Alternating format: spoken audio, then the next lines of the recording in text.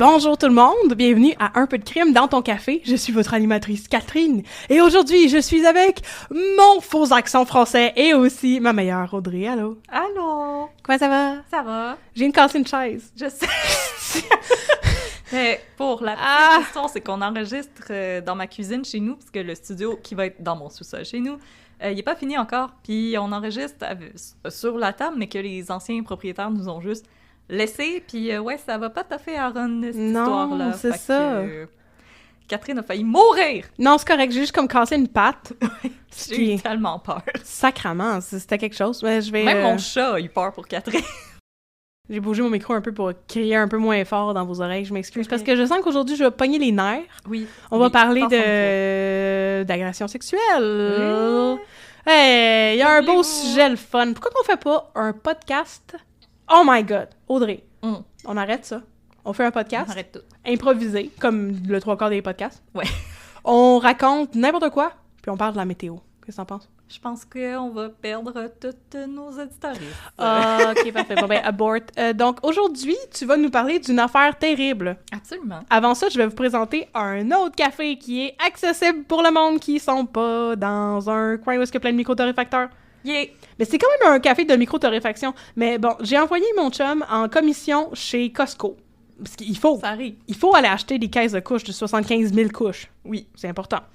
Et je lui ai dit, va m'acheter du café William. Moi, j'aime le café William Awake. C'est mon nouveau café préféré. Va m'acheter le Awake. Et mon chum est revenu, pas avec le Awake, mais avec un autre, qui s'appelle le Solstice, puis qui est mon nouveau café préféré. Le Solstice, c'est le mix de printemps. C'est édition limitée du café William. William, c'est un micro-torréfacteur. Et c'est un café à torréfaction mi-noir, mais qui a quand même des notes de baie et d'épices. C'est écœurant. C'est un café colombien et éthiopien. C'est un blend. C'est un café incroyable, qui est pas trop torréfié, trop foncé. C'est comme sur une échelle entre le café des Fruit Loops et le café oublié sur le rond chez Tim Hortons quand tu passes te ramasser un café à 11h.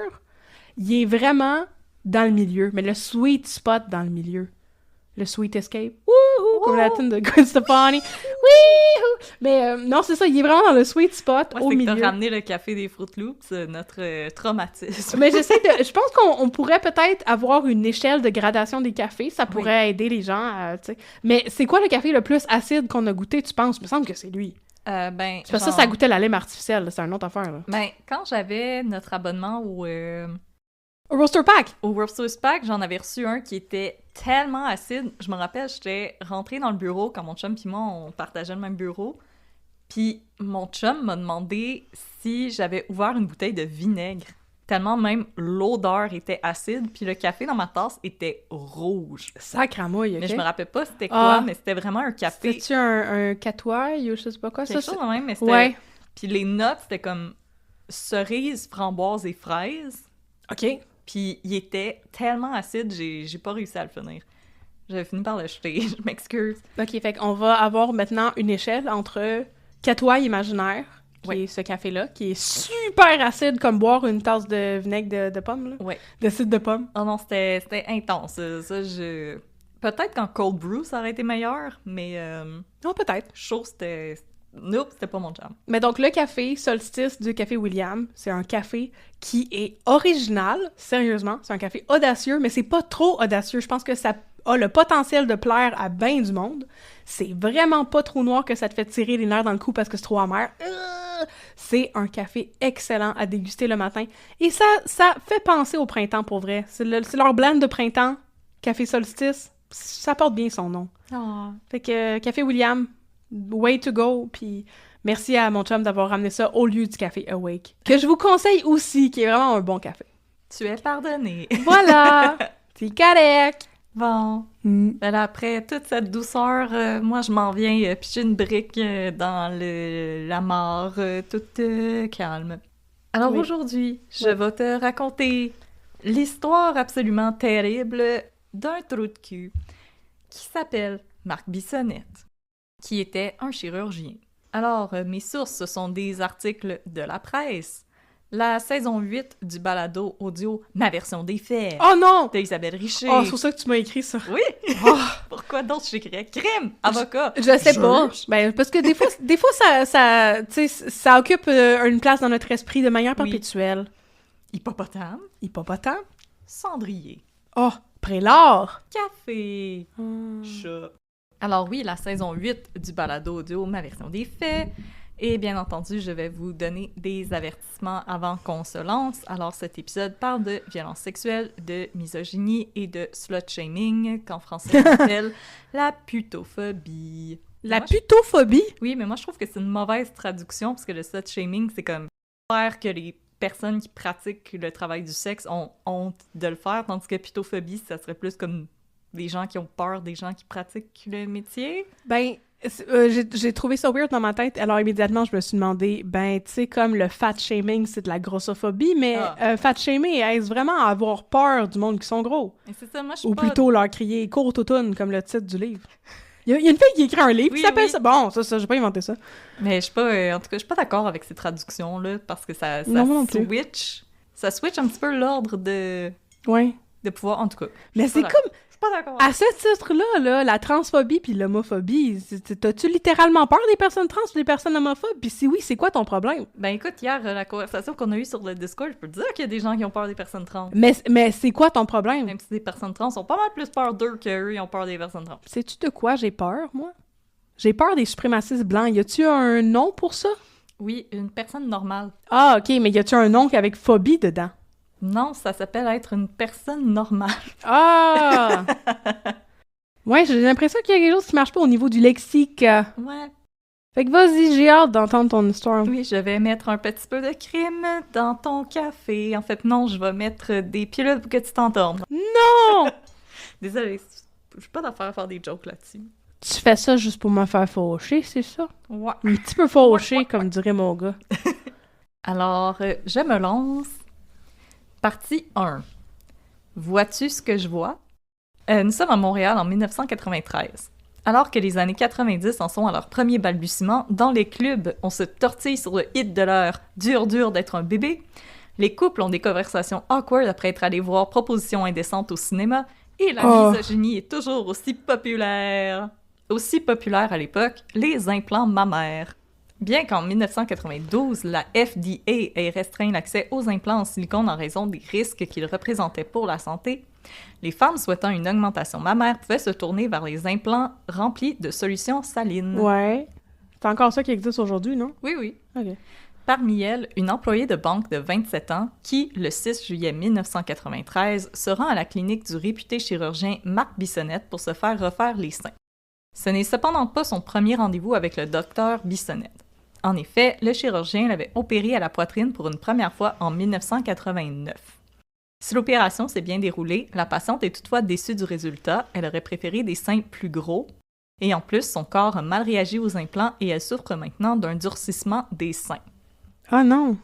Puis là, sachez que être déçu du résultat, ça arrive dans comme 95% des cas parce qu'une fois que l'enflure s'en va, ben le sein se replace puis ça te donne pas toujours aussi gros que ce que tu pensais, ce qui est très normal. Les chirurgiens encouragent même souvent à prendre une taille au-dessus de ce que tu penses. Fait que c'est pas la demoiselle qui exagérait, c'est vraiment une réaction courante. Hey, tu m'en apprends des affaires, là. Oui, oui. Wow. En passant, la patiente est restée anonyme tout au long des procédures, donc on va lui laisser ceci. Pendant plusieurs années, elle est suivie par le docteur Bissonnette qui tente de la soulager de ses maux à l'aide de massages. Celui-ci hésite toutefois lorsque, quelques années plus tard, sa patiente lui dit qu'elle aimerait subir une deuxième opération. Mm-hmm. À l'été 93, après avoir procédé à des rénovations à sa clinique, le docteur Bissonnette finit par accepter d'opérer à nouveau sa patiente. Un rendez-vous est fixé pour le 6 juillet à 20h et doit avoir lieu à la clinique du docteur située sur la rue Sherbrooke à Montréal. Puisqu'il s'agit d'une opération où elle sera sous sédation, la jeune femme demande à sa mère et à la cousine de celle-ci de venir la prendre au terme de la procédure. La mère devait ramener sa fille et la cousine la voiture. Il est 21h50 lorsque la mère et sa cousine quittent la maison de cette dernière dans la banlieue nord de Montréal pour se rendre à la clinique du docteur Bissonnette. Il est quelle heure, pardon? 21h50. Elle se fait opérer la nuit?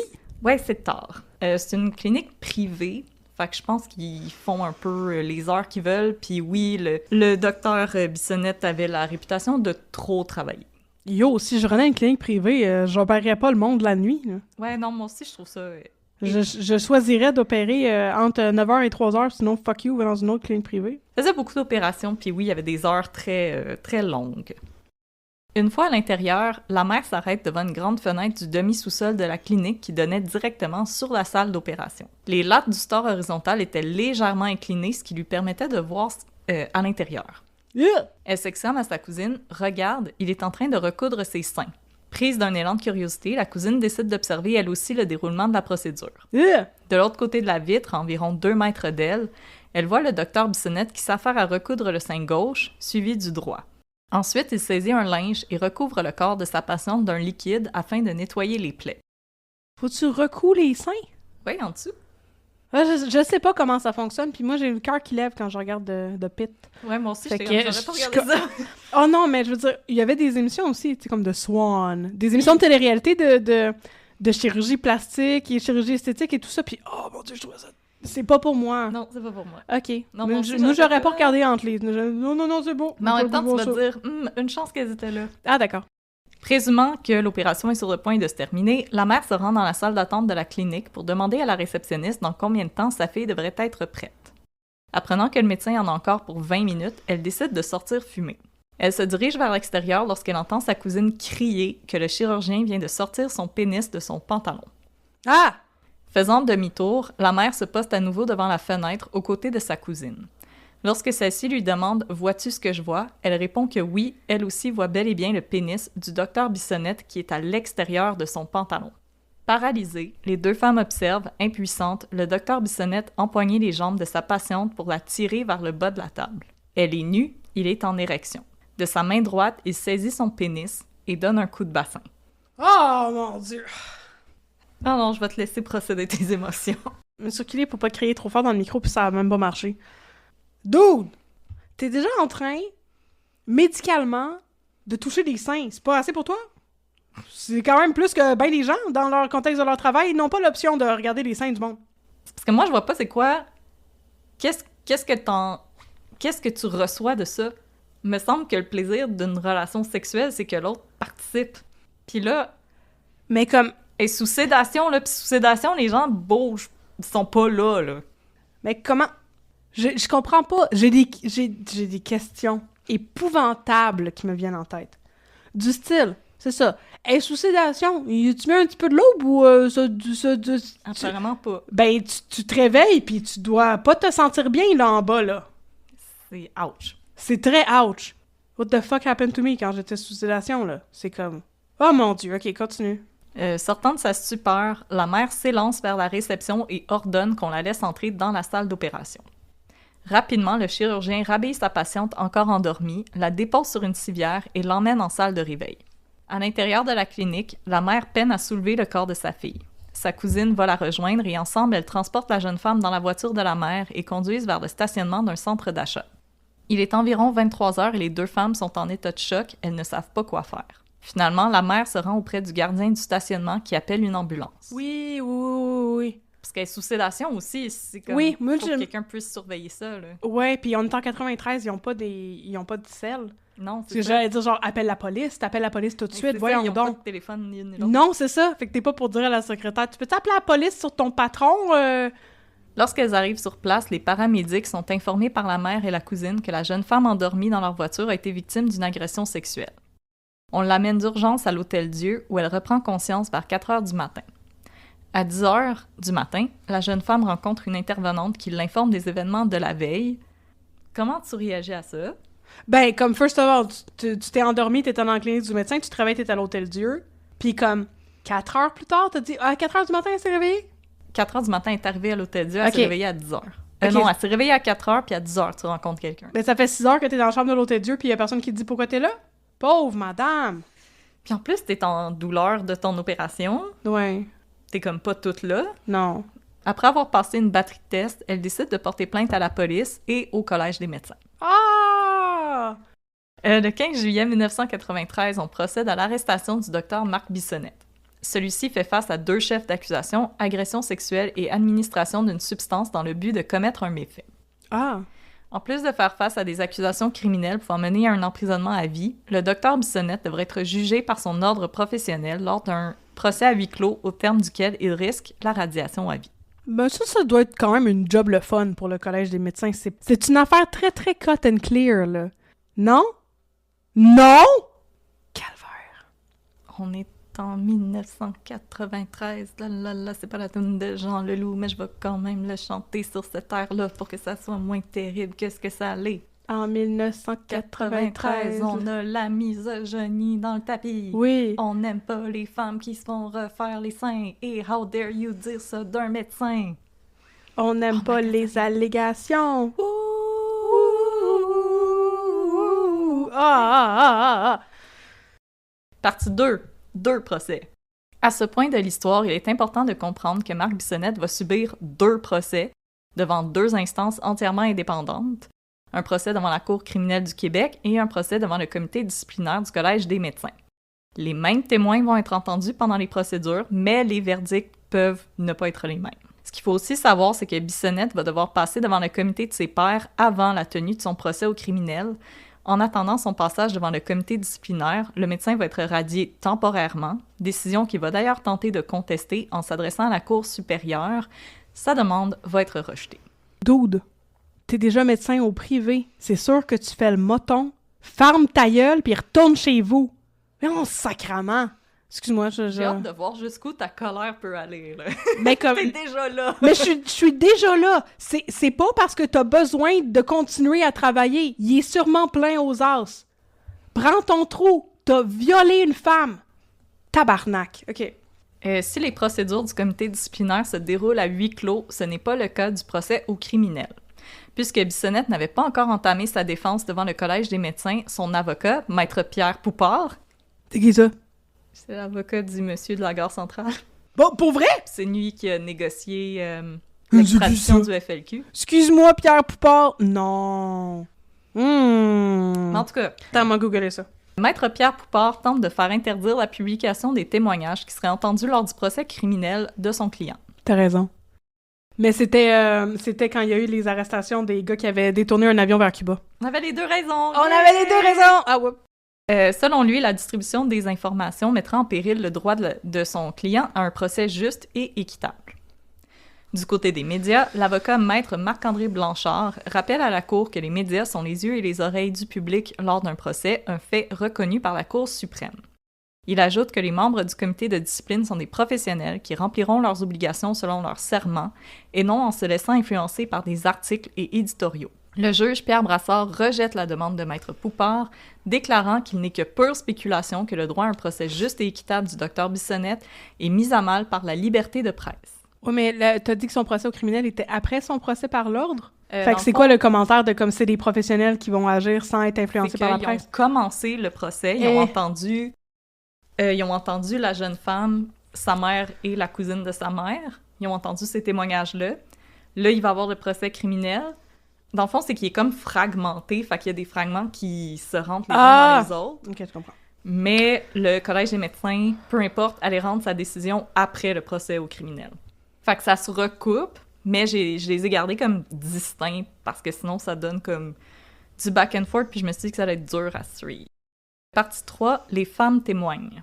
Le procès du docteur Bissonnette s'ouvre le 17 octobre 1994. Afin que nous ayons tous et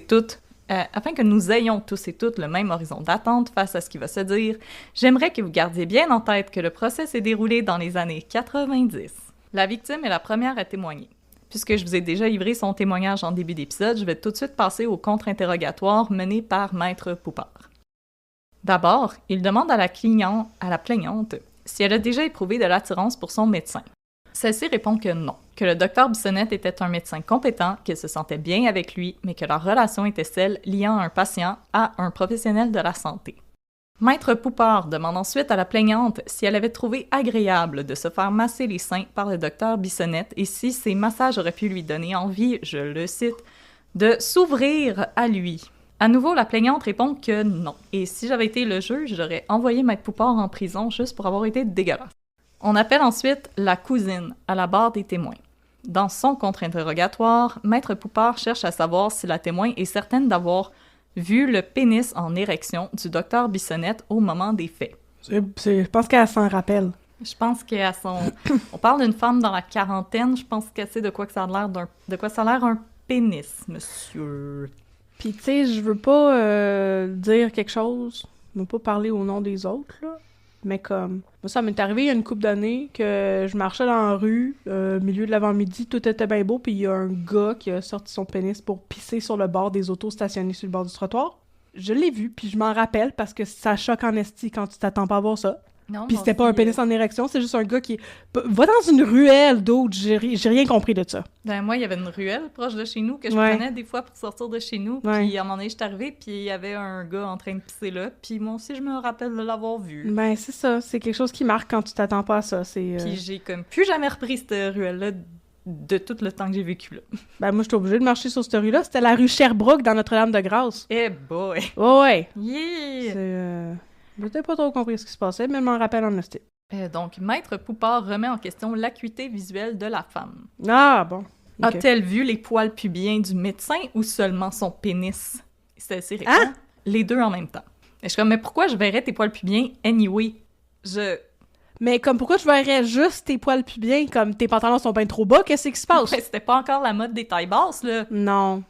Pourquoi je verrais les poils pubiens d'un médecin comme le poil dans une salle d'opération? C'est pas propre, là. Si je Comme suis c'est chez le une médecin... barbe, faut que tu mettes un filet dessus. Si je suis chez le médecin, les seuls poils pubiens qui sont acceptables, ce sont les miens. Exactement. Si le médecin est en train de me faire un pap test. Exactement. That's it. C'est pas l'infirmière, pas le médecin, Ben, ils peuvent en avoir, mais dans leur bobette, en dessous de leur vêtement. pas les préposés aux bénéficiaires qui font le ménage de la salle. Rien d'autre. Aucun autre poil pubien que celui des patients et des patientes. Avec leur consentement.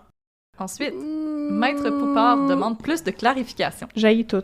Par exemple, combien de coups de bassin le médecin a-t-il supposément donné à la patiente? Est-il circoncis? Quelle était la couleur du drap sur lequel la patiente était étendue? Et après, on se demande pourquoi les femmes ne rapportent pas des agressions sexuelles. Pouvez-vous me faire un dessin du pénis du docteur Bissonnette avec toutes les veines, toutes les poêles? Je me retiens pour pas crier à toutes les phrases que tu dis, parce que ça va trop couper le flot de l'histoire. Une autre critique qu'on a reçue. La cousine réplique que le médecin a donné 2 coups de bassin, qu'elle n'a pas vu s'il était circoncis et qu'elle ne se souvient plus de la couleur du drap. Un demi-coup de bassin aurait déjà été trop de coups de bassin Exactement. dans ce cas-ci, à mon humble avis. Le seul nombre de coups de bassin acceptable étant 0. Oui, Ensuite- avec la graine d'un pantalon. Ensuite, c'est au tour de la mère de la plaignante de témoigner. À la barre, celle-ci s'effondre en larmes en déclarant qu'elle aurait dû agir plus rapidement au moment des faits. J'aurais dû lui crisser des coups de pied, j'aurais dû faire quelque chose.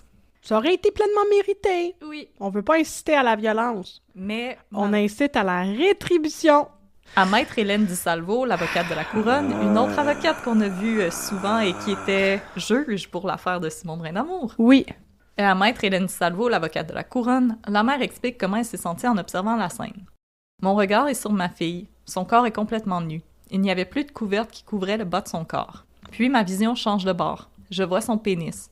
Je le vois tirer sur ma fille en la prenant par les jambes. Oh! Il l'a tiré vers lui. C'est comme quand vous mettez une cassette vidéo dans la machine et que vous fixez l'image. Je suis figée avec cette image-là. C'est épouvantable. C'est sa mère.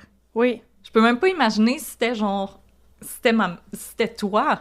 Mais Si comme... je peux rien faire pendant qu'il t'arrivait quelque chose. Mais t'es tellement vulnérable. Puis c'est un milieu médical. En plus, Ouais. tu veux pas mettre la santé de ta fille en danger, mais tu sais qu'il faut que tu fasses de quoi? J'avais pas pensé à ça, mais effectivement, si elle s'était mise à varger sa fenêtre, là, puis que le médecin avait vu qu'elle la regardait, elle aurait pu être en danger. Par la suite, celle-ci fournit des détails de plus concernant l'agression dont elle aurait été témoin. Au moment où elle est allée récupérer sa fille, celle-ci ne portait plus de petites culottes et c'est le docteur Bissonnette qui est allé les chercher dans la salle d'opération pour les lui rendre. Aussi, la mère dit qu'après avoir crié au docteur Bissonnette qu'elle avait tout vu, que celui-ci l'avait pourchassée à travers la clinique en exigeant plus de détails. Partie 4. Un collègue et un mari en or. C'est ensuite aux experts de la couronne de témoigner. Un biologiste révèle à la cour avoir trouvé des spermatozoïdes nombreux et complets dans le vagin de la victime, signifiant qu'une relation sexuelle avait eu lieu au plus tard 24 heures avant le prélèvement. Probablement entre 10 et 12 heures, ce qui nous ramène au moment exact où l'agression aurait eu lieu. Maître Poupard demande au biologiste s'il est possible de trouver des spermatozoïdes complets au-delà des 24 heures suivant une relation sexuelle. Ah bon, voilà, OK. Le biologiste répond que c'est possible, oui, mais que ces cas ont habituellement été observés sur des cadavres. La chute de température du corps permettant aux spermatozoïdes de vivre plus longtemps. Dude, pourquoi tu sais ça? Yark! Mais c'est sa job! Mais non, je sais bien, mais c'est dégueulasse pareil. Oh! Sinon, il est impossible que les spermatozoïdes survivent plus de 48 heures après une relation sexuelle. Le biologiste rappelle également à Maître Poupard qu'en 10 ans de métier, il a déjà produit entre 700 et 800 expertises et qu'il peut manger un hostie de char. Le 18... La greffière est là. Un hostie de char, point. Le 18 janvier 1995, c'est à la défense d'entamer sa preuve. Avant même de débuter, Maître Poupard admet qu'il est vrai que si la plaignante revenait témoigner, elle dirait n'avoir jamais eu de relation sexuelle consentante avec le docteur Bissonnette. Elle dirait que sa dernière relation sexuelle datait du 4 juillet 1993 et que celle-ci s'était déroulée avec son conjoint et qu'il s'était protégé à l'aide d'un condom.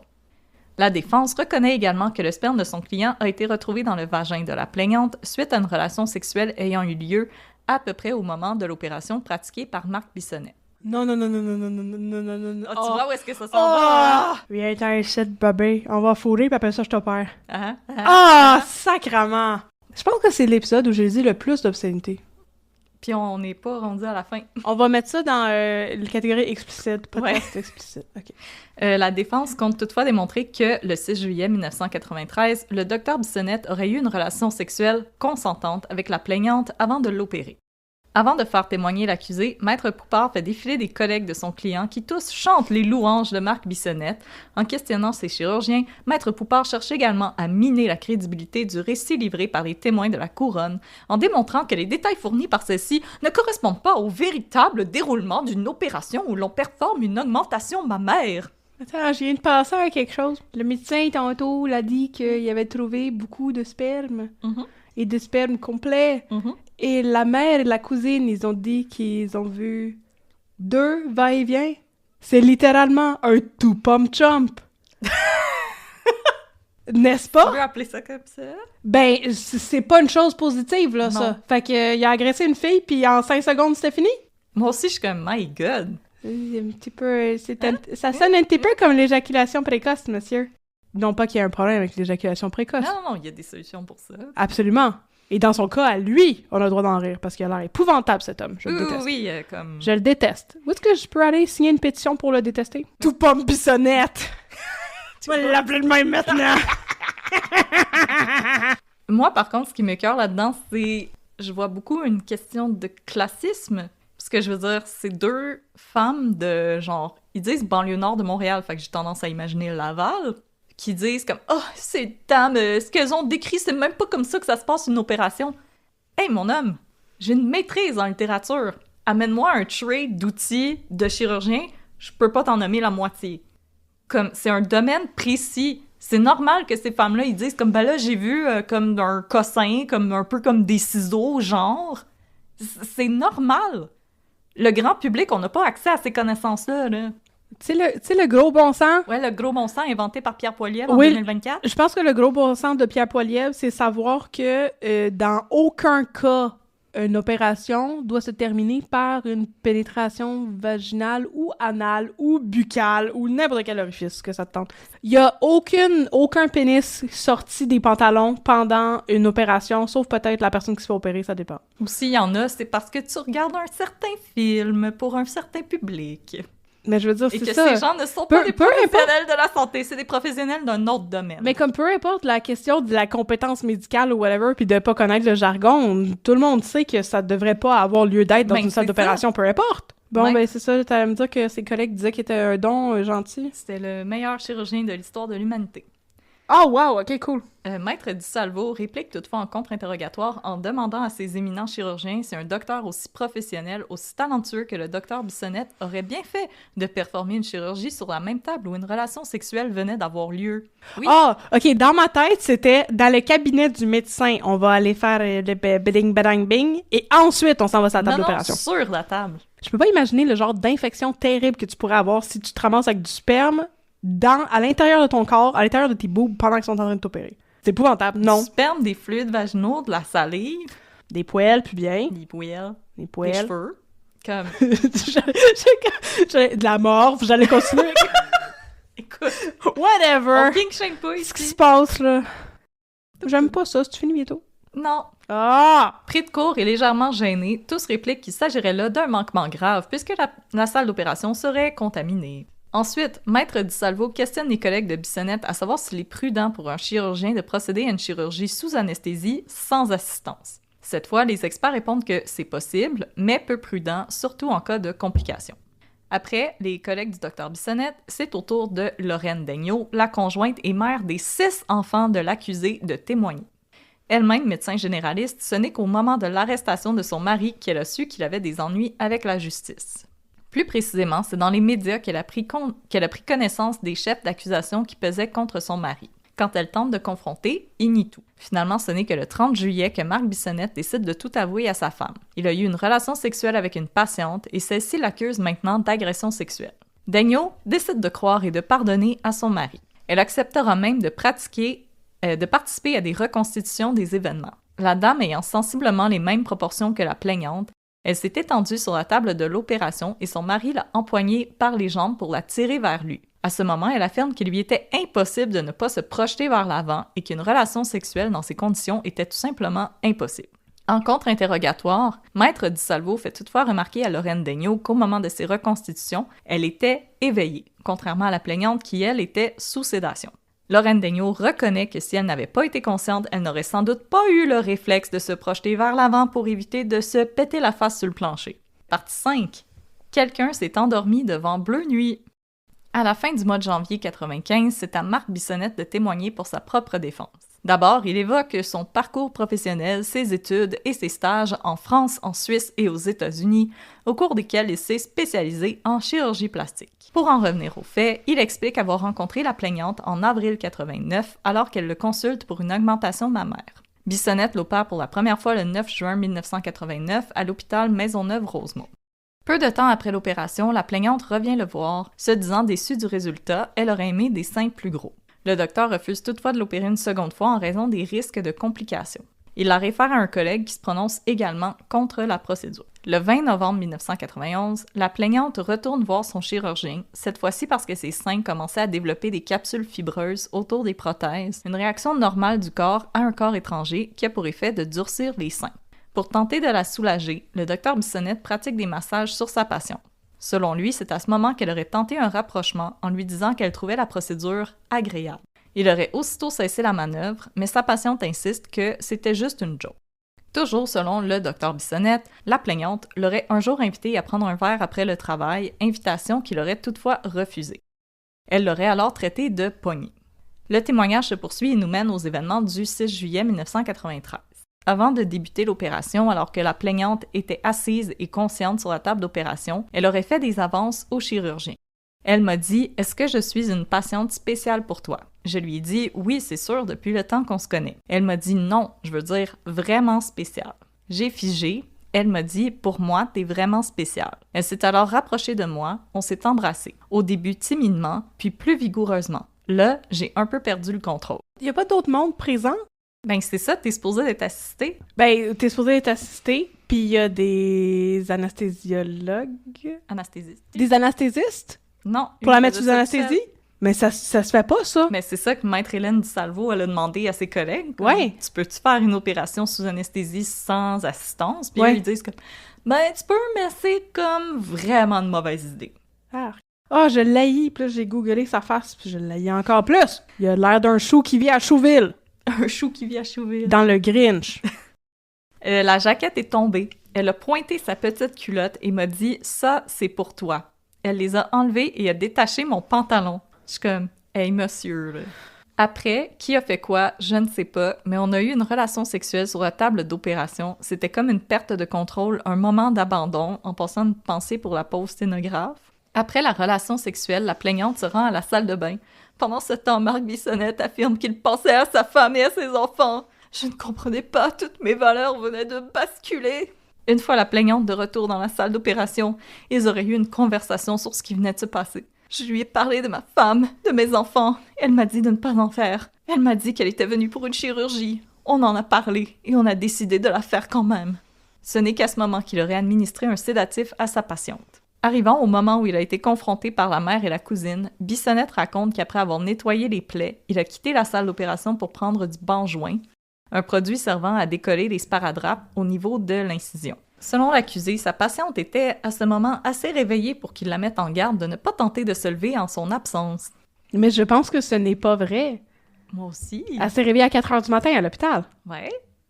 Mais lui, il dit Elle que s'est pas non, réveillée elle était pendant que sa déjà mère, réveillée. sa cousine la transportait dans l'auto. Elle s'est pas réveillée pendant qu'il l'amenait dans l'hôpital. Le docteur Bissonnette il dit qu'elle était déjà réveillée. Oui, mais le docteur Bissonnette, c'est un trou de pète Ouais, mais- allégué. Oui, mais cette femme voulait des gros seins et c'est une grosse slot. Ça ne fait pas d'elle une mauvaise personne. Exactement. Ni quelqu'un qui mérite une affaire de même. À son retour, il réalise que quelqu'un se trouve de l'autre côté de la porte de sa salle d'opération. C'est la mère de sa patiente qui lui demande s'il en a encore pour longtemps. Il l'informe qu'il a presque fini et qu'elle peut patienter dans sa salle de réveil. Celle-ci répond qu'elle préfère sortir fumer. Le médecin retourne auprès de sa patiente pour appliquer le Banjoin et retirer la plaque de cotère, une plaque métallique à laquelle est reliée une cotère électrique, un instrument servant à brûler les vaisseaux sanguins. Waouh! Cette plaque avait été déposée à l'intérieur de la cuisse de la patiente et il devait donc bouger ses jambes pour la récupérer. C'est à ce moment qu'il aurait entendu une voix crier « T'as fait quelque chose de pas correct ». Attends, pourquoi? Pourquoi c'était là, ça? C'est quoi ce rapport? Il me semble que t'as un petit tray à côté de toi, d'habitude. Mais pourquoi il y avait besoin de cautériser des veines dans la cuisse de la patiente? Qu'est-ce qui se passe? Non, mais il y avait juste déposé, parce que dans le fond, c'est connecté à un bloc. Puis là, t'as un fil, puis là, t'as l'outil au bout, un peu comme un fer à souder. Ah! Il avait juste déposé le truc auquel c'était branché, allegedly. Il aurait déposé ça entre ses cuisses, puis l'outil en tant que tel s'en sert pour ouvrir les seins puis éviter les saignements, mais comme... Ok, ben c'est merveilleux, mais genre dépose ça à côté ton de son tray. flanc. Non, mais sur ton Oui, tray sur ou à ton côté de flanc. son ventre. Ça a pas de sens de mettre ça en dessous de son pubis. C'est bien Oui. trop loin des seins. Je suis comme... À moins qu'il ait rajouté des seins au niveau du nombril. comme dans Total Recall. C'était ça qu'elle voulait. Donc, la porte de la salle d'opération était entr'ouverte et la mère de la patiente se trouvait dans l'embrasure. Craignant qu'elle ne pénètre dans la salle, il lui demande de ne pas bouger puisque la salle doit demeurer stérile. En cours, il dit maintenant regretter de ne pas l'avoir laissée entrer. J'aurais préféré qu'elle fasse le tour 3 fois. Le docteur demande à la dame ce qu'elle a vu de pas correct, mais celle-ci refuse de répondre. Croyant comprendre de quoi il s'agit, il tente de lui expliquer qu'il avait dû mettre ses mains près des parties génitales de sa fille pour récupérer un appareil chirurgical, mais la mère ne veut rien entendre. Ça n'a pas rapport avec ton pénis. À moins qu'il y avait une main sur le bout de son pénis. C'est lui, mon assistant! Voilà, c'est son troisième bras. Qui voulait récupérer la patente qu'il avait déposée entre les Je jambes. voulais juste l'aider! À ce moment, Bissonnette affirme que sa patiente s'était assise après avoir entendu la voix de sa mère, qu'elle l'a même aidé à lui remettre son soutien-gorge et sa jaquette avant de se coucher sur une civière pour se rendre dans la salle de réveil. Une fois dans la salle de réveil, il s'aperçoit qu'il a oublié les petites culottes de sa patiente dans la salle d'opération. Mais pourquoi elle n'avait plus ces petites culottes? Parce qu'elle les a enlevées. Ouais, mais il n'y avait pas de raison qu'elle les ait pu. Ouais, mais dans sa fantaisie, à lui, elle les a comme lancées en criant « Ouh, ouh! » OK. Mal à l'aise, il va les chercher et les remet à la mère de la jeune femme. Moi, je suis mal à l'aise. Une semaine plus tard, les policiers de la CUM procèdent à son arrestation. Je ne comprenais pas, je trouvais que ça ne se pouvait pas. J'étais estomaquée, c'est pas ça qui s'est passé. Il y a eu une relation sexuelle consentante. C'est certain que la patiente se souvient de ça, même après l'anesthésie. Interrogée par son avocat, Bissonnette déclare que c'est impossible que la mère et la cousine de sa patiente aient vu son pénis, puisque son pantalon de chirurgien ne comporte pas d'ouverture et que si on en défait le cordon, il tombe. Excuse-moi, ça... non, tout est possible. Tout est possible dans le monde des pervers. Ouais. La seule explication, c'est que j'avais une tache de sang dans la région génitale. Pardon, ta tache de sang, elle a éjaculé dans la patiente? Ouais. Partie 6. Les femmes mentent, mais elles ont des sangs.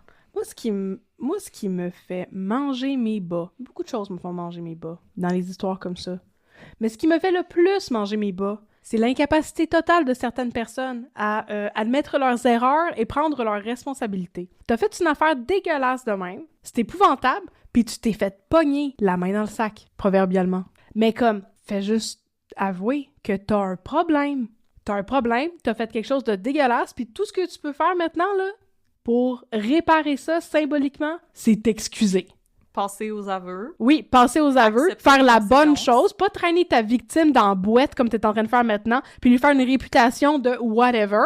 Tout ce que tu peux faire, c'est la supplier de te pardonner, puis après ça, devenir une meilleure fucking personne. Je trouve ça dégueulasse. Moi, c'est vraiment fait genre, non, tu t'es fait pogner, là. Ouais. Commence pas à inventer des scénarios de bleu nuit, là. Pis comme pas juste la fille, la C'est- mère pis sa cousine. Oui! Les traiter comme s'ils étaient trois estis de connes. J'en reviens pas. J'en reviens pas, sérieux. À quel point il faut que tu sois lâche pour décider que c'est ça que tu vas faire. Quand le scénario le scénario qu'il invente, là, c'est pas crédible du tout. Non, Il y a aucune raison pour laquelle ça pourrait possiblement s'être passé. absolument pas. C'est complètement niaiseux. J'en reviens pas à Non, quel c'est- point cet homme c'est du- manquait de balls, symboliquement. C'est du domaine du pur fantasme. Ouais. C'est 100% un rêve cochon. C'est lâche en esti. Puis on n'est pas au bout de sa lâcheté, là. 17 février, on assiste à un coup de théâtre. Ouais.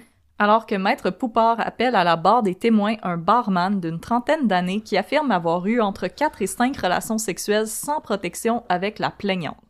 Autre que du gros slut-shaming sale, le témoignage avait pour but de miner la crédibilité de la plaignante en démontrant que celle-ci avait menti lorsqu'elle avait affirmé toujours utiliser le condom lorsqu'elle avait des relations sexuelles. Ainsi, le témoin affirme avoir rencontré la plaignante dans un bar en 1992 et que jusqu'à l'été 1993, ils auraient eu entre 4 et 5 relations sexuelles, aucune d'entre elles avec un condom ou quelque autre forme de contraception. La couronne s'insurge, alléguant que sa cliente a été piégée par la défense et demande à ce qu'elle puisse retourner à la barre des témoins pour s'expliquer. 100%. Mais parce que la haine des femmes n'a pas été inventée par le Parti républicain en 2016, le juge rejette la demande de la couronne. Ça n'a pas rapport. C'est ça, justement, c'est juste salir sa réputation. C'est comme, si t'as déjà, dans ta vie, eu des relations non protégées, c'est quoi que t'es obligé d'en avoir des non protégées jusqu'à la fin des temps? Je veux dire, une personne, disons, là, qui a été mariée pendant des années, qui a eu des enfants avec quelqu'un, puis elle se sépare, puis elle retourne sur le dating scene, là, c'est normal qu'avec un nouveau partenaire qu'elle connaisse pas, qu'elle demande de la protection, là. Oui. Franchement, c'est du cas par cas. Fuck you, Maître Poupard. Vraiment. La défense conclut sa preuve avec le témoignage d'un anesthésiste. Mais là, je pensais qu'on l'aimait, Maître Poupard. Non. Là, on l'aime plus, là. Non, vraiment On pas. l'aimait avec le FLQ puis Thomas Walsh, parce que c'était comme peut-être pas Thomas Walsh pour vrai. Ah non, il prend une méchante débarque ici. Voyons, là. calvaire. Puis il va avoir le témoignage de l'anesthésiste, le docteur Jean Taillefer, qui affirme qu'en se fiant aux doses administrées à la patiente, il est impossible qu'elle ait été violée sans s'en rendre compte. Et au sujet des ambulanciers qui ne sont pas parvenus à réveiller la jeune femme, le docteur Taillefer affirme que c'était deux incompétents. J'aime cette défense-là. Tu peux juste pointer tout le monde et dire qu'ils sont caves. En mars, la défense débute son plaidoyer. Est-ce que, quand t'as un témoin professionnel ici, est-ce qu'ils sont rémunérés? Parce qu'aux États, c'est une grosse affaire et ils sont payés, les spécialistes qui vont témoigner dans les procès, là. Puis ça me semble être quelque chose de vraiment Gros. dégueulasse. J'allais dire justement combien d'argent qu'il a reçu pour dire une affaire de même, ce gentil anesthésiste. Je t'avoue que je sais pas si les témoins sont rémunérés ici, fait que dites-le nous, les avocats qui nous écoutent. En mars, la défense débute son plaidoyer qui, en gros, consiste à dire que les femmes sont des menteuses, miner la crédibilité de la plaignante et des témoins.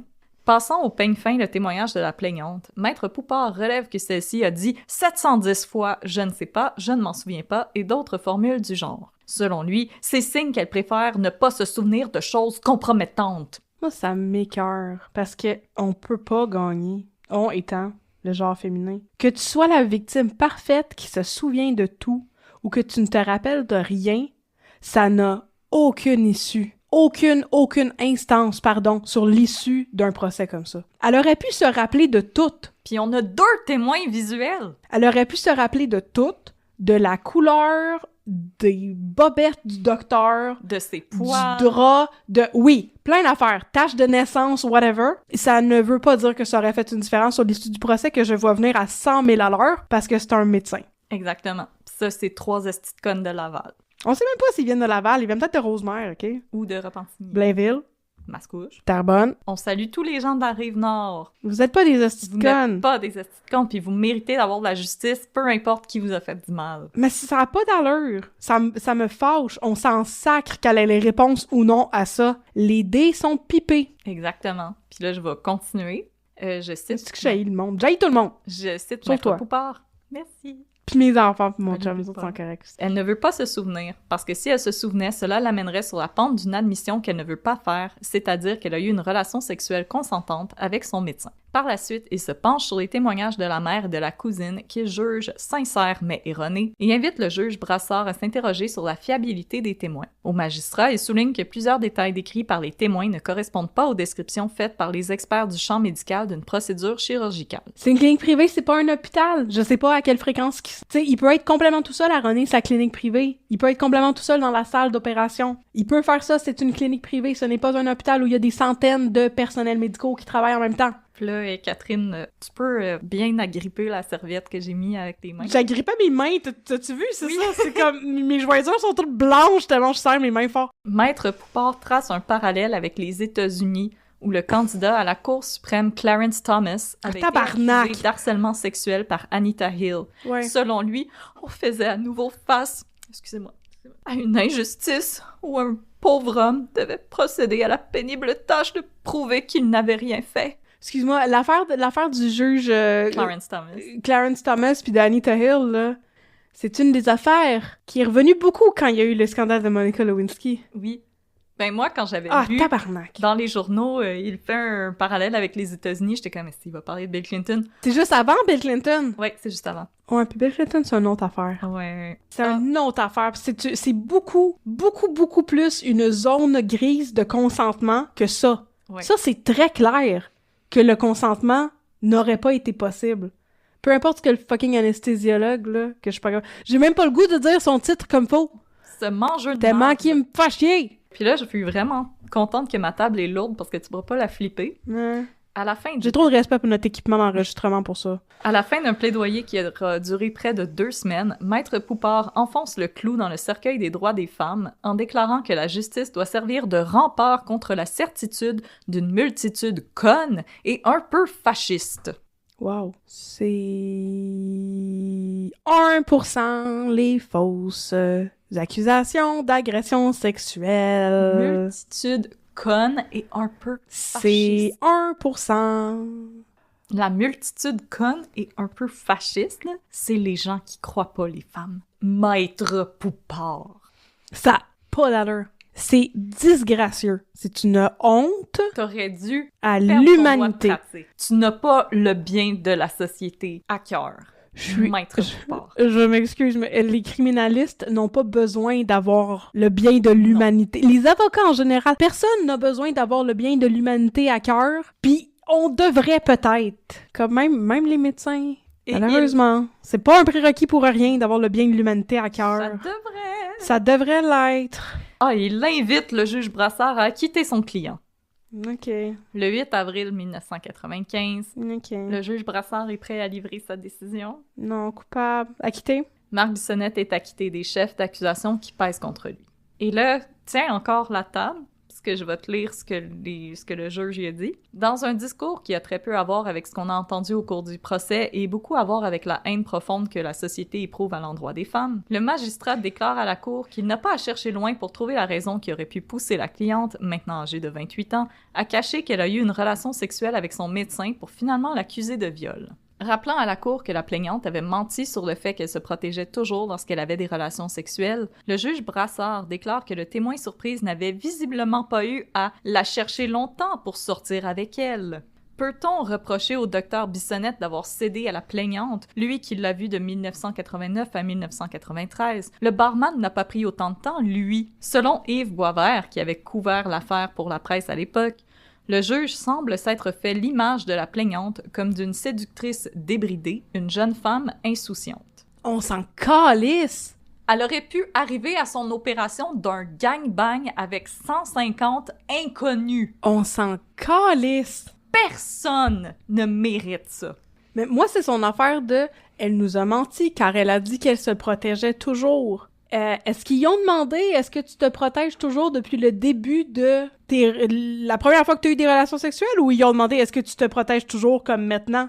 Ça n'a aucun rapport. Mais je veux dire, en plus, là, excuse-moi, là, je veux dire, le barman, c'est pas de sa faute là-dedans, mais le style marron barman, là, comment qu'il sait si elle utilisait pas de moyen de contraception? Il y a eu la discussion avec elle, parce qu'il y en a plein que ça se peut qu'ils en ont parlé. Ah non, il dit qu'ils en ont parlé, puis elle lui a dit de pas s'inquiéter. Ben, c'est parce que, excuse-moi, mais il y a plein de façons de te protéger sexuellement où est-ce que tu ne verras pas, monsieur, le style barman moron. Tu sais, le condom féminin... No hate au barman en passant. Ben, le condom féminin, ça existe. L'éponge était populaire dans les années 90. Le diaphragme. Le diaphragme, tu le posais avant, oui, puis tu le gardais plusieurs heures après. Il y a aucune raison pour laquelle il aurait vu poser son diaphragme. Puis, je veux dire, le calendrier.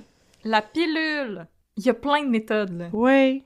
Juge Brassard puis Maître Poupard. Oui, fuck you. Fuck you. Fuck you. J'ai mal aux mains, là. Oui, je te vois, je suis comme, OK. Tu peux-tu, c'est ça, on peut-tu chiller 2 secondes? Je vais comme check out dans ma tête puis penser à l'histoire de stats que je vais te raconter tantôt pour pas... OK. Le docteur Bissonnette est acquitté, mais il doit toujours faire face au comité de ses pairs. Et la société québécoise, elle, doit faire face à ses propres préjugés après avoir été témoin d'un tel déferlement de haine à l'endroit d'une jeune femme sur la place publique. Le 11 avril 1995, dans un éditorial pour la presse, Pierre Gravel écrit « On croyait en avoir fini avec ce système judiciaire qui transforme en coupables les victimes de crimes sexuels parce qu'ils s'appuient sur leur comportement passé, dans un contexte qui n'a souvent rien à voir avec le procès en cours. Comme si la gravité d'un crime variait selon la nature de la victime, rendant ainsi presque anodin le viol d'une travailleuse du sexe, comparativement à celui d'une femme présumément respectable. » En s'engageant dans cette voie, le juge Brassard a fait une nouvelle victime de cet incident, la crédibilité de la justice et l'assurance que les femmes devraient avoir d'y être toutes traitées sur pied d'égalité. Je peux te dire que... Oui. Ils font encore ça aujourd'hui? Oui. OK. Ben c'est ça. T'as parlé de bâcher les victimes parce que... Ah oui, on le fait encore. George Floyd. Oui. Puis pas juste des Botham Jean. Oui. Aux États-Unis, ils font ça sans arrêt quand il y a des policiers qui tuent des personnes racisées. D'aller fouiller ici pour aller aussi? trouver les mêmes estis de niaiseries. Ouais, mais c'est ça l'affaire. C'est ça l'affaire. C'est pour ça qu'on fait ce qu'on fait. Les personnes racisées ici qui se font tuer, là, ça prend plus de monde de faire des podcasts pour fâcher les gens par rapport à ça. Parce que moi, les cas que j'écoute, ben c'est des podcasts américains parce qu'on n'est pas beaucoup dans notre gang qui couvrent les cas québécois.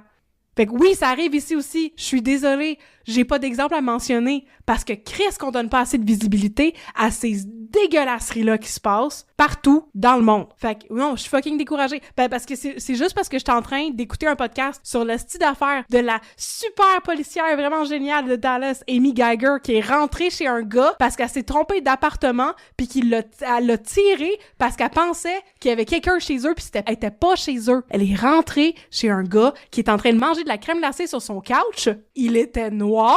Elle était une policière qui venait de finir son chiffre de travail, fait qu'elle a pogné son gun de service puis elle l'a tiré dans le chest. C'est la pire crise d'affaires. Puis après ça, pendant son procès, il était comme « Ouais, mais tu sais, Botham Jean, il était pas une personne modèle, tu sais, il avait beau être comme vraiment impliqué dans son church, puis tu sais, être un immigrant il venait d'un autre pays, puis un bat une fois. Oui, pour vrai, c'est ça. On a trouvé du pot chez lui. Never mind que la policière a dit qu'il s'était levé pour l'attaquer. Quand, en fait, les forensics ont montré qu'il devait être accroupi à terre ou assis en train de se lever quand il a été tiré. Never mind ça. Qu'elle a tiré un gars sans défense, pas armé, avec un bol de crème glacée dans les mains, qui était assis sur son divan. Never mind ça. Il avait fumé du pot une fois. Mais là, j'aime que ça me fâche. Tu l'as mentionné parce qu'il y a 2 semaines, la police ont tué une personne racisée, Abisai Cruz, qui était en crise sur son balcon dans Montréal-Nord. Ben non, pour vrai. Il a été tué par les policiers. Et cette fin de semaine-là, c'est 1 de 3 personnes racisées qui ont été tuées par le SPVM.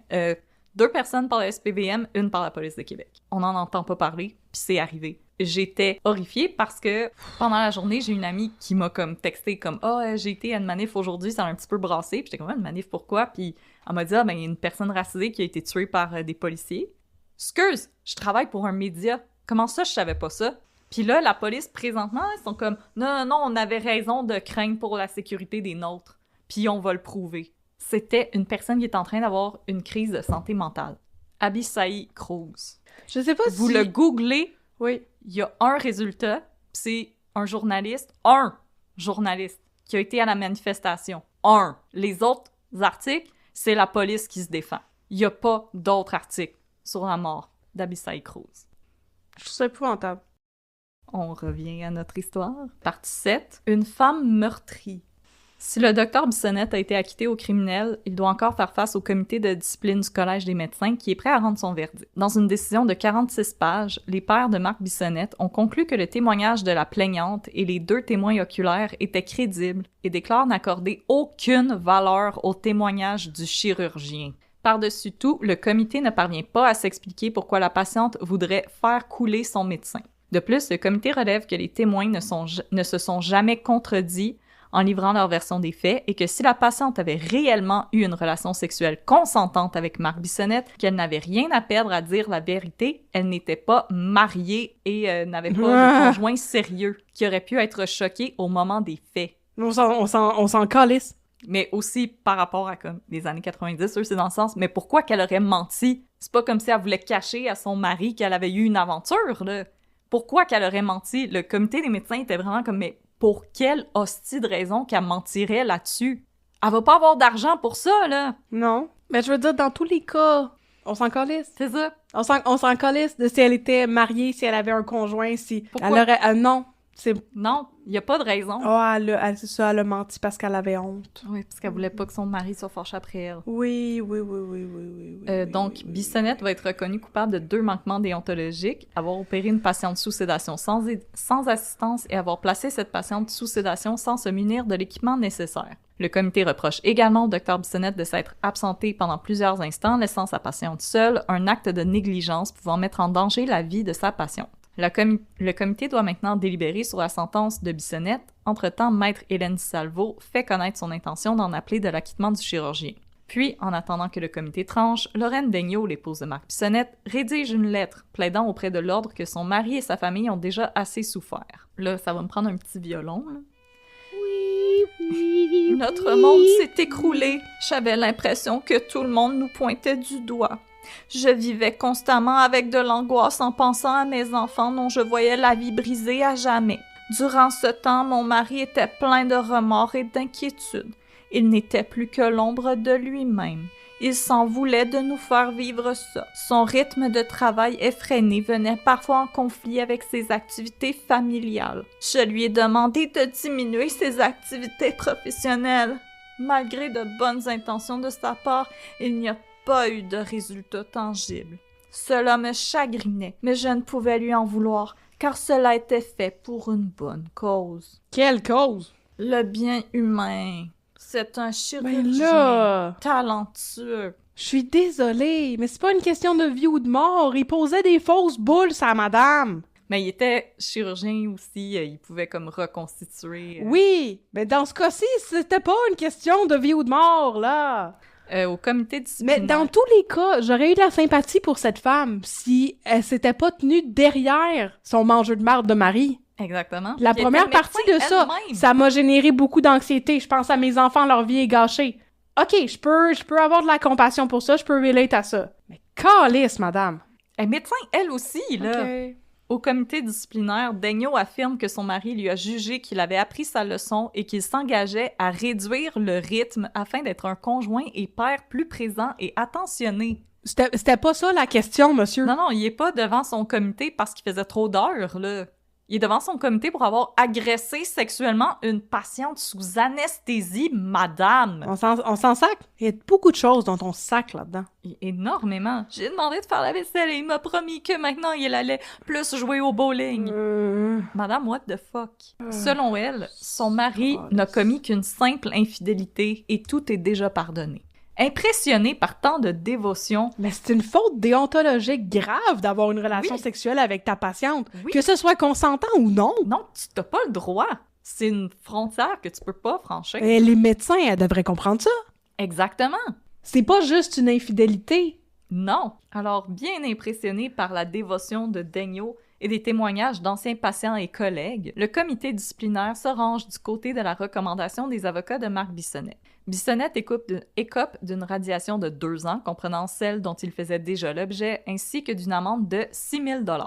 Il recouvrira donc son droit de pratique en février 1996. À ce moment, le comité lui interdit toutefois de pratiquer des opérations nécessitant une anesthésie totale, sauf s'il les fait en milieu hospitalier avec de l'assistance. Le comité justifie sa décision en disant de ne pas vouloir priver le public du talent de Dr Bissonnette. Suite à cette annonce, le syndic du Collège des médecins et Marc Bissonnette annoncent leur intention de faire appel. Partie 8. Accident ou karma? Ah oui. Le 17 août 1995, Marc Bissonnette sera victime d'un étrange accident qui me laisse croire que le karma, ça existe pour de vrai. Alors qu'il effectuait des travaux sur la toiture de la maison de sa mère à Outremont, ce qui signifie qu'il était loadé en tabarnak. La maison. Maison à Outremont. Sais-tu combien ça coûte les maisons à Outremont? Je sais combien ça coûte une maison dans Hochelag. Ouais, non, ok. Ben, je veux dire, même dans ce temps-là, je connais quelqu'un qui a une maison dans Outremont, ça coûte un bras. Ça coûte un bras, une jambe et... Ça coûte un bras et c'est dur à s'acheter sans avoir patrimonialement de l'argent. Voilà. Bissonnette va faire une chute de 12 mètres. En plus d'avoir une jambe cassée, il souffre de multiples blessures à la colonne vertébrale et on craint que l'accident ne le laisse tétraplégique. Si les médecins parviennent à sauver les bras du docteur Bissonnette, il n'en sera toutefois pas de même pour ses jambes. Marc Bissonnette devra passer le reste de ses jours en fauteuil roulant en raison du choc violent subi par sa colonne. Les mauvaises nouvelles ne s'arrêtent pas là, ou les bonnes nouvelles pour nous. Il agressait des patientes sans protection, puis il réparait des toits sans être attaché. Oh! En 1996, le tribunal des professions décide d'étendre la radiation de Marc Bissonnette à 5 ans. Ouais. Maître Hélène Salvo n'aura toutefois pas la même chance et en 97, la Cour d'appel confirme l'acquittement de Marc Bissonnette. Non! Mais reconnaît toutefois que le juge Brassard a eu des propos déplacés à l'endroit de la plaignante sans toutefois avoir fait d'erreur de droit. Ces gens-là, là, oui. Ils en connaissent des femmes? Oui. Elles ont des seins. En théorie, ils ont une mère? Oui. Ce qu'il a dit à propos de cette victime-là, le juge. Ça aurait été quoi sa réaction si quelqu'un avait dit ça à propos de sa mère? De sa propre mère à lui? Écoute, je pense qu'il y a des gens qui font pas assez d'exercice de sympathie envers les autres. C'est important. Puis on en parlait sur notre Discord, justement. Oui. C'est important. Quand tu te dis dans la vie, là, les femmes, Pierre Poupard, la connerie et le fascisme, là. Oui, la majorité conne et fasciste. La majorité conne et fasciste. Est-ce que tu dirais ça à propos de ta propre mère, Pierre Poupard? Qu'elle fait partie d'une majorité conne et fasciste? Ça donne même pas d'allure. Ce monde-là, l'empathie, c'est pas leur fort. Ah, on va pas passer de l'empathie. Ah, on a juste besoin d'avoir des... Elon Musk, il l'a dit, l'empathie, c'est le gros défaut du genre humain. Oh oui, ok, cool, parfait. C'est that's rich coming from quelqu'un. Une personne blanche qui vient du pays de l'apartheid. Exactement. Tu dois manger un char de merde, Elon Musk. Un char Tesla de merde. Un Cybertruck de merde. J'y souhaite un Cybertruck de merde, pis tellement d'alémonie à ces 12 millions d'enfants qui arrêtent pas d'avoir, là, qui va vivre dans une boîte en carton sur le bord du chemin avec des bas qui rentrent d'essuyer. Qui donnent des noms de mots de passe de Wi-Fi, là. Partie 9. Allez-vous finir par nous écouter? Le 31 janvier 2005, le docteur Marc Bissonnette refait surface dans les médias. Malgré son accident, il parvient toujours à pratiquer la médecine grâce à un fauteuil adapté qui peut le maintenir à la verticale pendant qu'il opère. Ceci serait un bel exemple de ténacité si Marc Bissonnette n'avait pas été un hostie de dégueulasse. Ainsi, à l'hiver 2005, le docteur Bissonnette est de retour devant le comité de discipline du Collège des médecins suite à une nouvelle plainte faite à son endroit par une ex-patiente. Selon un témoignage fait à la police et au syndic du Collège des médecins, une jeune femme raconte s'être rendue le 23 décembre 2002 à la clinique du docteur Bissonnette sur la rue Sherbrooke pour une simple intervention au poignet. Oui, c'est la même clinique. La clinique était fermée pour le temps des fêtes et elle était seule avec le médecin. Malgré la sédation, celle-ci a raconté à ses parents, puis à la police, avoir senti les doigts de Bissonnette se glisser dans sa petite culotte et sur son clitoris. Oh. Elle avait 18 ans. Arc! Suite à l'annonce, 2 autres ex-patientes de Bissonnette portent plainte à leur tour, alléguant des faits similaires, soit que le chirurgien aurait profité qu'elles étaient sous sédation pour leur faire des attouchements. À nouveau, face au comité de discipline du Collège des médecins, Marc Bissonnette ne reçoit cependant plus les éloges de ses collègues qui sont appelés à témoigner. Parmi eux, son associé, qui l'avait couvert de compliments lors de ses démêlés avec l'ordre dans les années 90, est outré que Bissonnette ait opéré une patiente pendant que la clinique était fermée. Et qu'il l'a agressé, monsieur. Mais c'est pas ça le bout qui nous choque, là! How dare you! On était fermés pour les vacances de Noël! À cause de toi, je payais le chauffage! Y a plus de respect pour les fêtes sacrées que sont le temps des fêtes! Voyons, sacrement! T'as bien les principes mal placés, choses. Payer du chauffage à cause de ça! Ça n'a pas de sens. Voyons, il a opéré une journée où on était fermé. Dude! Lors des procédures, le Collège des médecins est choqué par l'arrogance dont Bissonnette fait preuve. Malgré les règles établies dans les années 90, à son endroit, le médecin a continué de pratiquer seul des chirurgies sous sédation et a refusé de suivre une thérapie, estimant qu'il n'avait aucune déviance sexuelle. Mais, excuse-moi, un collège des médecins. Allô? Connaissez-vous ça, un suivi? Qu'est-ce qu'ils ont fait pour être sûr que moi ces aussi. affaires-là étaient appliquées? J'étais comme, OK, c'est bien beau de dire t'as plus le droit d'opérer tout seul, mais qui surveille? Y a-tu comme la police du Collège des médecins? Parce que dans son podcast, Isabelle Richer, elle disait, tu sais, la police, des fois, là, des pédophiles, ils vont cogner chez eux pour être sûr qu'ils ont pas d'ordinateur, de téléphone, qu'ils habitent pas à proximité d'une école. Ici, y a-tu quelqu'un qui faisait ça avec Marc Bissonnette? Comme, toc toc, êtes-vous en train d'opérer sans surveillance? Tu as un exemple beaucoup plus décomplexé. Secret shoppers. Quand tu travailles dans une quincaillerie, quand tu travailles dans n'importe quel magasin grande surface, une fois de temps en temps, là, il y a des gens que c'est pas des vrais clients, OK? Oui. C'est des gens qui viennent du headquarters, là, puis qui sont là pour évaluer la performance des employés en se faisant passer pour des clients. Fais ça avec le Collège des Oui. médecins. On a T'sais, des idées. Une petite équipe roulante, là, OK? Je sais pas, À la SAQ une aussi. centaine de personnes qui sont dispatchées pour être des faux patients dans les hôpitaux, dans les cliniques privées. À la SAQ aussi. J'avais une amie qui c'était sa job aller dans la SAQ quand elle était mineure pour acheter de l'alcool, Excuse-moi, envoyé par le HQ. mais c'est moins important de faire ça dans les quincailleries, puis dans les SAQ, puis dans les Walmart de ce monde que dans les hosties d'hôpitaux et de cliniques médicales privées, là. Je veux dire, c'est comme... c'est qui? C'est pas la madame de Sinard qui est décédée après une chirurgie dans une clinique privée? Il me semble que c'est important Faire de du surveiller ces gens-là. Puis avec toute la liste Hello? de malpractice que t'as, là, Allô? le Collège des médecins va donc Tabarnak. ordonner que Marc Bissonnette fasse l'objet d'une radiation Permanente. de 10 ans. Ah, ok, cool. Excusez, j'ai mis la charrue devant les bœufs. Ouais, je m'excuse, toi, t'as été de raisonnable. Oui. Puis le Collège Oui. des médecins était comme, on t'avertit, là. On t'avertit, Marc. T'es averti, là, hein? T'es averti. Mais Marc Bissonnette refuse cette décision et décide d'aller en appel au tribunal des professions. Ok. Voyant que le chirurgien ne fait aucune démarche, n'exprime aucun remords face à ses agissements et continue de nier avoir quoi que ce soit à se reprocher, il est finalement radié à vie, le tribunal des professions estimant qu'il s'agit de la seule manière d'assurer la sécurité du public. Oh mon Dieu, ça a backfire dans sa face, ça! Oui, Oh, calvaire! et c'est comme ça que ça se termine.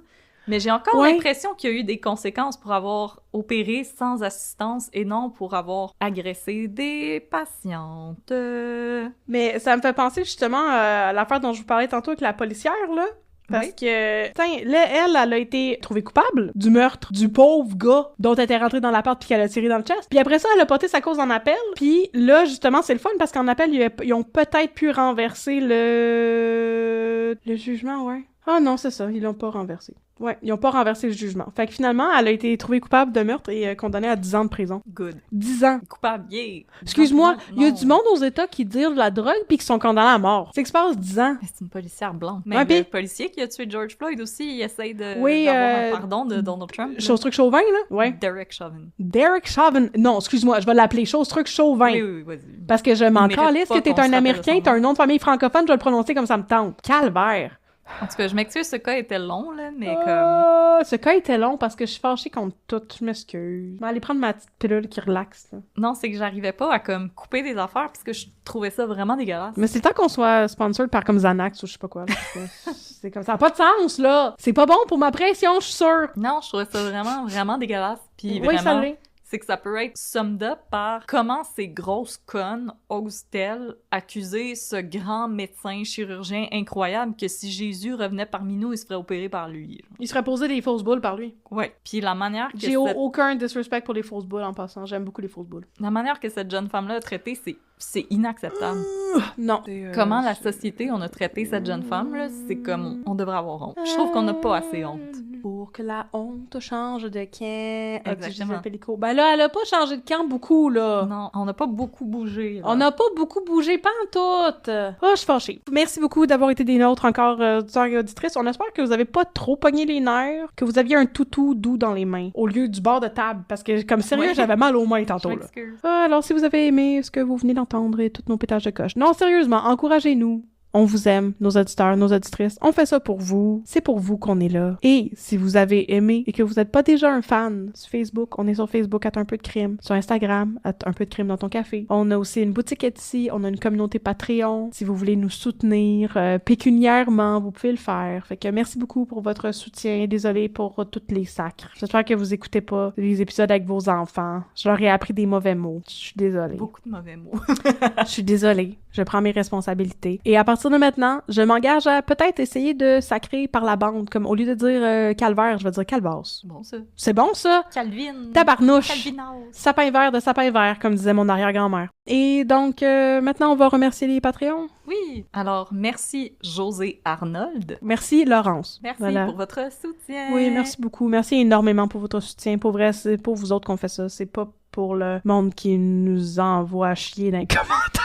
Pardon, qui nous envoie promener dans les... J'avais dit j'arrêtais de sacrer, j'ai tenu 30 secondes. Dans les fleurs. Qui nous envoie péter dans les fleurs et nous souhaite d'aller péter dans les fleurs dans les critiques sur Apple Podcast. Exactement. C'est pas pour eux qu'on fait ça, c'est pour les gens qui aiment ce qu'on fait. Même si c'est agréable péter dans les fleurs. Ça doit! Oui. Ça doit être agréable. Alors, maintenant, tu te racontes une affaire de start? Bah oui. OK. On s'en va à l'hôpital Saint-Vincent dans la dépression. Oui.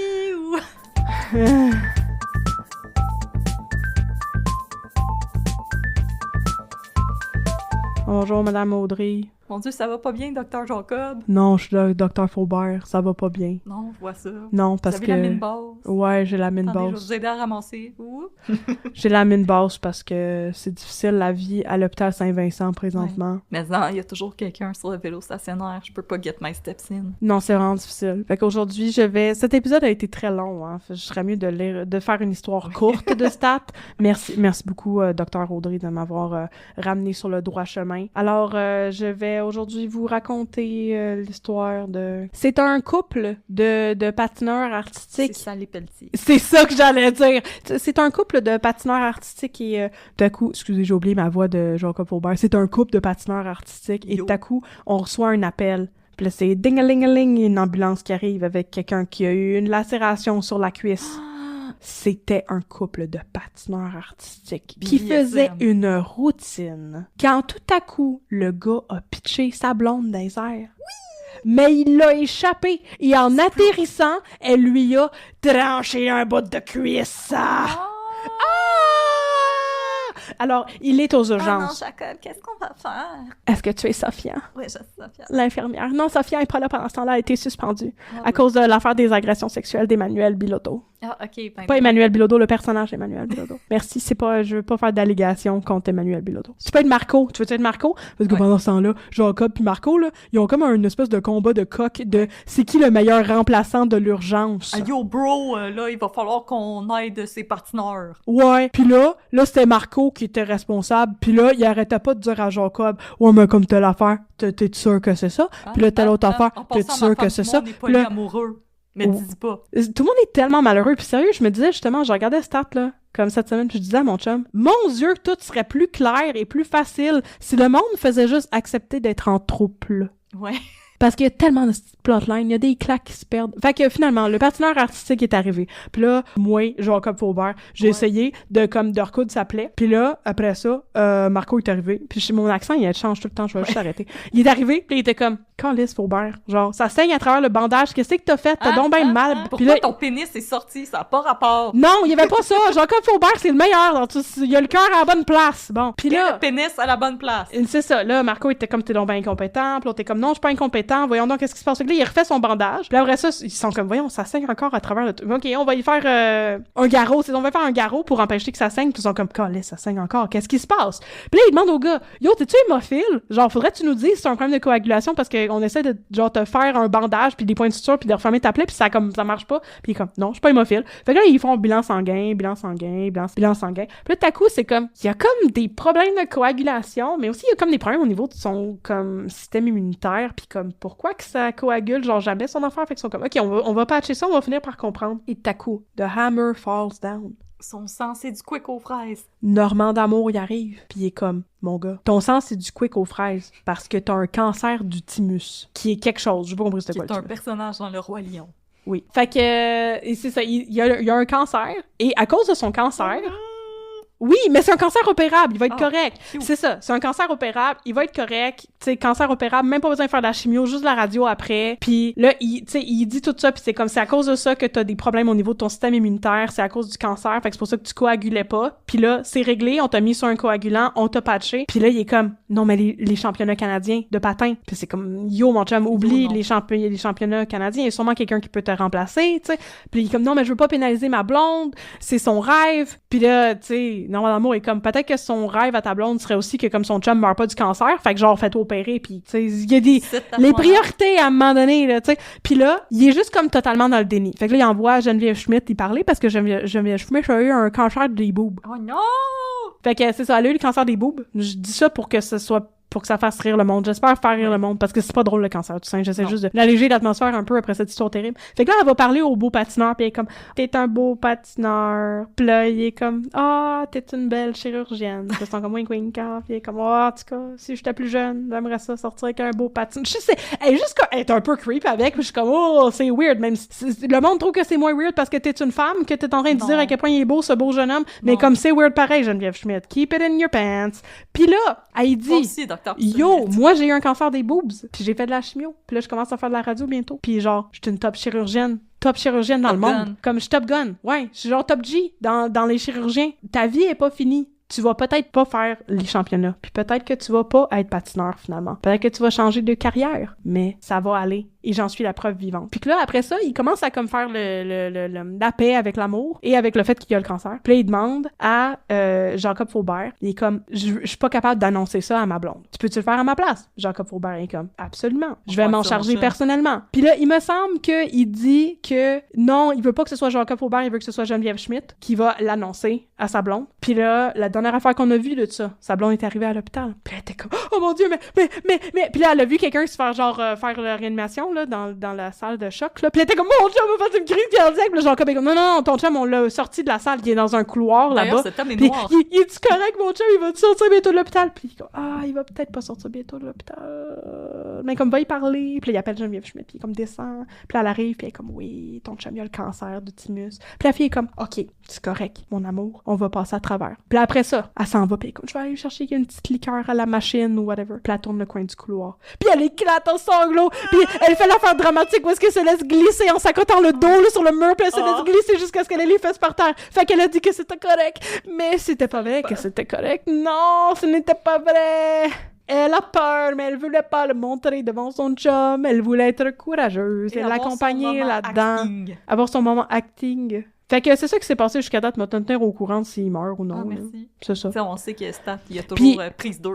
Maladie, prise 2. Ben, comme le gars qui pensait qu'il était mort, là. J'ai-tu compté l'affaire du gars qui pensait qu'il était mort? Non. Ok, m'a te compter ça une autre fois. Okay. C'est tellement intéressant. Fait que, ouais, c'est ça. C'était l'histoire légère que j'avais à te conter à propos de Stat, la fois où est-ce qu'il y avait quelqu'un qui avait pogné le cancer. Ouais, c'est léger. L'affaire de la bactérie résistante, c'est beaucoup plus dramatique, ça. Ok. Oui. Fait que ça va être pour une autre fois. Yeah. Bye.